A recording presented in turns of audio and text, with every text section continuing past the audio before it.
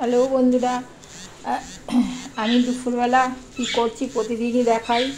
আর এখন গরম, বিশেষ কিছু তো ভালো লাগবেও না খেতে, তবুও তো কিছু খেতে হবে, না খেয়ে তো থাকা যায় না।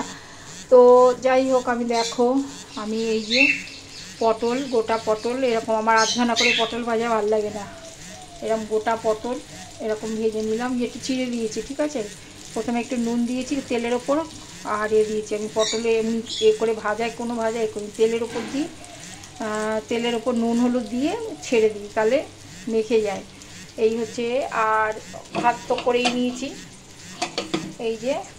আর চলো, ওখানে টেবিলে কি আছে দেখো, টেবিলে যেটা তোমার দরকার এখন, এই যে টক আম সেদ্ধ করে, গোটা আম সেদ্ধ করে জলের মধ্যে গুলে, তারপর কালো জিরে সরি, সর্ষে আর লঙ্কা ফোড়ন দিয়ে এই টকটা করে নিয়েছি, আমের টক, এটা ঝোল যেটা বলে আর কি, ঠিক আছে। আর এটা হচ্ছে মৌরি ফোড়ন দিয়ে ডাল, মুগ ডাল, উচ্ছে ভাজা, ব্যাস। বাই বন্ধুরা।